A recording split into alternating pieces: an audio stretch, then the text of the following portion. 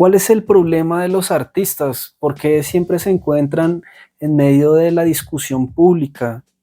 ¿Será que en una sociedad como la nuestra ellos sí tienen el impacto que se cree que tiene sobre las conductas de las personas? ¿Será que su papel es tan importante como para que debamos poner nuestro ojo en ellos y para que ellos tengan asimismo que cuidar de la forma en que hacen su arte? A cada periodo histórico les va a corresponder una forma de comprender el arte y el papel del artista. En el periodo de nosotros, esta situación se torna algo compleja. En primer lugar, porque, bueno, digamos que como que al gran público no le interesa definir este tema de la función del artista o de la función del arte. En segundo lugar, porque, bueno, pues este arte con mayúsculas que tiene sus supuestos productos de calidad parecen estar reservados a un nicho muy pequeño de especialistas, pues que eventualmente comprenden y pueden disfrutar o gozar de la música de calidad. Finalmente, bueno, nos encontramos con que las sociedades actuales están organizadas de tal manera que pareciera que la experiencia de lo que es la música y su impacto se ha fragmentado de manera que varía bastante de un caso a otro, con excepción de pues, algunas expresiones generalizadas. Muchos de estos temas y bueno, de estas problemáticas fueron abordadas por Jean-Paul Sartre en 1950 en un pequeño texto que él escribió como prefacio a un libro que se llamó El artista y su conciencia del el compositor, teórico y pensador de la música René Leibowitz. En el episodio de hoy les voy a compartir 5 tesis que vamos a encontrar en este texto y que probablemente nos van a ayudar a formularnos una respuesta frente a esta pregunta de cuál es el problema del artista, en especial el de las personas que se dedican a hacer música. No siendo más, vamos a por ello.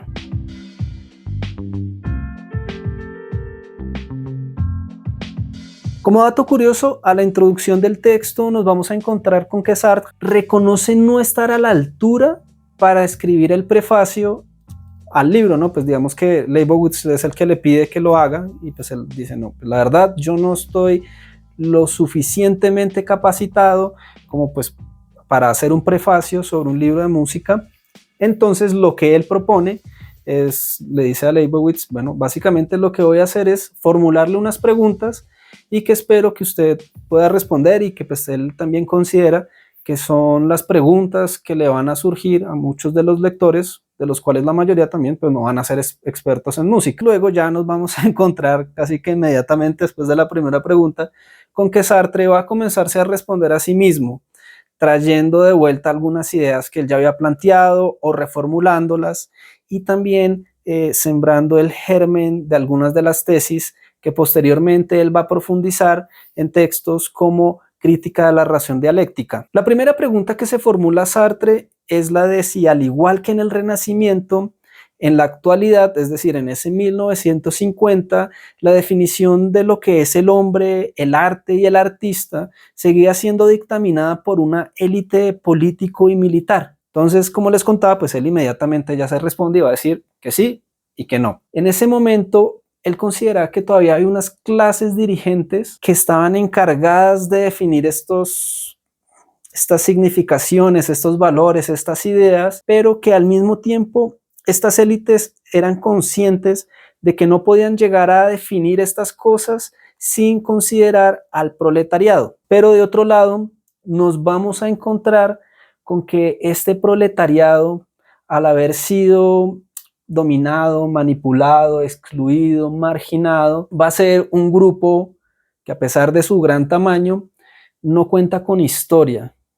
y entre esa historia no cuenta con un arte propio, que esto va a dificultar que haya como un diálogo entre los dirigentes o una negociación o que ellos puedan pararse, digamos, al mismo nivel para lograr definir esas cosas que parecen ser tan importantes. Lo que va a pasar entonces es que el proletariado se va a ver expuesto a la amenaza de que emerjan ciertos artistas que él va a llamar los nuevos creadores de mitos, que van a usar todas las imágenes del proletariado para crear la materia prima de colectividades a las cuales la sociedad se puede someter. Van a ser personas que van a sacarle provecho a toda la cultura, digamos, que hasta el momento ha podido construir el proletariado, simplemente en favor de las clases dirigentes. En la actualidad nos vamos a encontrar con que la respuesta que Sartre da sigue aplicando, aunque con unos matices que no dejan de ser importantes. En primer lugar, pues digamos que ya es conocimiento común para la mayoría de nosotros que la producción, los procesos creativos de distribución, de difusión de la música, están muy condicionados por los dictámenes de una élite. Usualmente se identifica con las grandes productoras o con este tema de la industria del espectáculo. Lo que no nos queda claro es cuál es la relación que esta élite va a tener con una élite política. Pongo yo, pues que habrán vínculos entre pues estas grandes superproductores y algunos políticos o algunas personas con capacidad de tomas de decisiones a nivel macro, pero pues esta relación como que no es clara. Tampoco es claro el tema de si aquellos valores que promueven, aquellos nuevos mitos a los que está dando lugar la música son resultado de una acción deliberada o simplemente son un efecto secundario. O si pues en realidad no está pasando nada de esto. De otro lado, pues vamos a tener que, al igual que pues lo plantea Sartre, las élites, estas élites tampoco van a poder elegir como por su cuenta. Digamos que también hay como un balance entre la oferta, digamos, musical que se está dando y la demanda. Hay muchas teorías pues de que hablan cómo se construye, digamos, bueno, especialmente desde la posmodernidad se habla mucho de la construcción del deseo a través de estos tipos de mecanismos, a través de estas industrias, pero pues también hay una dinámica de mercado que lo hace todo más complejo y en la cual ciertamente bueno, ahora ya no se llaman como los escuchas, sino como los usuarios, los espectadores, los consumidores, de una u otra manera también van a tener la capacidad de afectar esta industria a cierto nivel que por lo demás también es muy difícil de deducir. Ley de música, ley de vida. Después de que Sartre abordó estas problemáticas de orden sociopolítico, va a tratar directamente con una tesis que plantea Leibowitz en su libro, según la cual la música como la conocemos actualmente, va a ser el resultado de un proceso evolutivo, iniciando, digamos, desde expresiones musicales monofónicas para pasar luego a lo polifónico y de aquí, pues, digamos, de formas polifónicas simples a otras complejas. Este proceso, digamos, evolutivo va a tener un carácter dialéctico, pero a su vez también va a estar caracterizado por la autonomía de la música,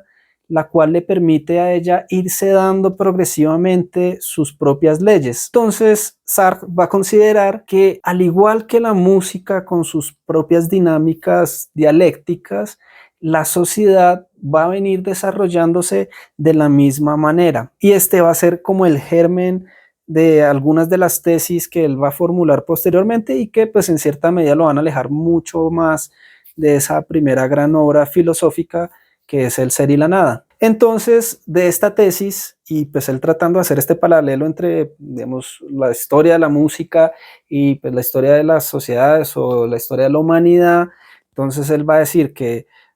en razón de este proceso evolutivo, realizar un regreso a un estadio anterior, digamos que no va a ser posible ni en el arte ni en la sociedad. Y aunque esta tesis evolutiva plantea ciertos inconvenientes, no es muy desatinado pensar que pues, eventualmente un retroceso de esto es muy complicado, no es muy viable. Por ejemplo, pensando en el caso que Sartre plantea sobre la necesidad que tiene el proletariado de una música propia, entonces pues no va a ser viable que, digamos, el proletariado en ese momento comenzara otra vez a recorrer todo el camino de la música, iniciando por lo monofónico, pasando por lo polifónico, de lo simple a lo complejo, para eventualmente llegar a ese estadio en el que ya puede tener una música de calidad, una música que sea capaz de expresar lo que se supone que tiene que expresar, que son los valores revolucionarios. Y también igualmente en términos, digamos, sociales, la revolución pues no va a empezar otra vez por adquirir prácticas, hábitos, ideas que caracterizaron, no sé, sociedades antiguas, sociedades que los precedieron, es que ni siquiera sociedades de hace 200 años o 100 años, porque pues eventualmente se deben es al contexto en el que existen. Cuarto punto, ¿para quién está hecha la música? Sartre reconoce que la música moderna es autónoma, que se da sus propias leyes, con bastante independencia del contexto social que la rodea. Además de gozar de esta autonomía, la música moderna también se caracteriza porque, digamos que de manera expresa, digamos de manera explícita, pone en cuestión el orden existente. Entonces, este tema de poner en entredicho el orden existente, a su vez plantea pues la pregunta de pues para quién está hecha entonces este tipo de música, ¿a quién le va a interesar esto? Sartre pues va a decir, obviamente pues esto le interesa al proletariado. Surge nuevamente otra pregunta que es bien complicada de responder, y es la que va a ser la piedra en el zapato que vamos a encontrar en este texto: si el proletario tiene la capacidad de entender aquello que esta música moderna quiere expresar. Él nos va a decir que, por lo menos en ese momento, no se puede. Estos productos de la música, estos objetos auditivos a los oídos del proletariado,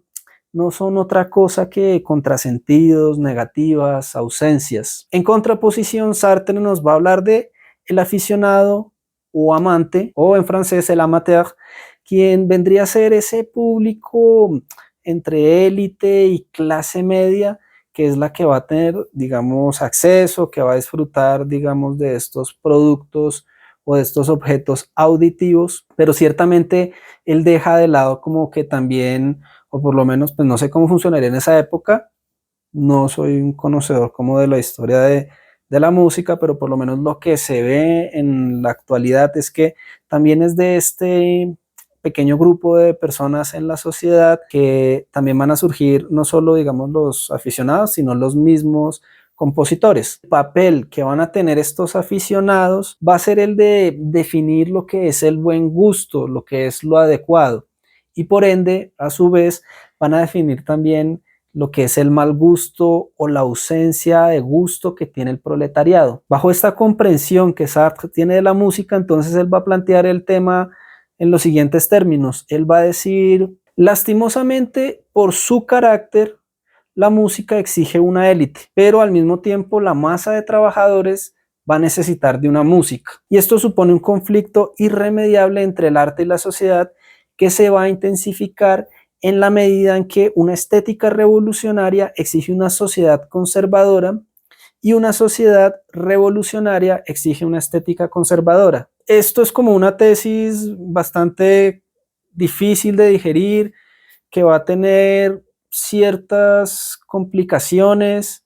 pero que eventualmente siento que puede apuntar a cosas que en realidad suceden o que han sucedido, y se me viene a la cabeza el caso de ese fenómeno tan importante en Latinoamérica que fue la canción social, que bueno, pues digamos que en el contexto del siglo XX, especialmente, bueno, especialmente no, casi que todas después de los años 50, las sociedades latinoamericanas se vieron bajo varios regímenes dictatoriales, especialmente de corte militar. En este contexto, pues, la sociedad se constituyó de tal manera que comenzó a encontrar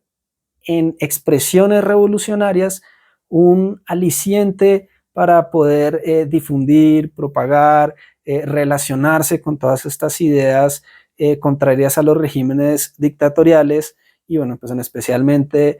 a muchas expresiones, digamos, de izquierda que tuvieron lugar en el momento. Y podemos considerar que pues esta expresión artística que fue la canción social ciertamente se fundamentaba en una estética revolucionaria, pero esa misma canción social también estaba funcionando en un caso como el de Cuba, y pues acá aplica la otra parte de la tesis. Era una sociedad, digamos, revolucionaria, ¿no? Pues a partir de 1953, Pero pues ya esta música entonces ya no resulta pues, revolucionaria porque pues no se está oponiendo al régimen que se estaba empezando a desarrollar y por el contrario digamos que automáticamente pasaba a ser conservadora. Quinto y último de nuestros puntos, ¿qué puede decir la música? Es en este punto digamos y ya lo deja un poco casi que al final del texto en que Sartre va a complicar la cosa de una manera bastante particular, pero a la vez nos va a dar los elementos para que nosotros podamos pensar de manera crítica ese mismo texto que él nos está ofreciendo, ya que pues digamos que va a revelar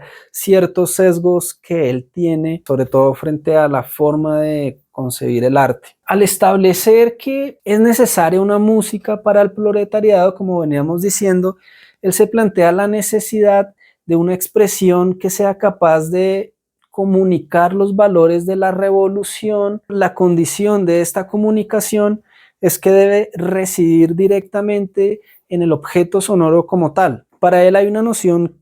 que es el tema del compromiso. Si quieren, pues acá como paréntesis, si quieren un video sobre pues, qué es esto del compromiso en la filosofía de Sartre, podemos hacer un episodio, me lo dejan en los comentarios y pues bueno, ahí lo podría ir haciendo. Entonces, bueno, retomando, él va a decir, listo, puede haber un tipo que sea, un tipo o una tipa que sea comunista, cristiano o conservador o musulmán o lo que sea. Esto no implica que necesariamente esta forma en que él percibe, vive el mundo,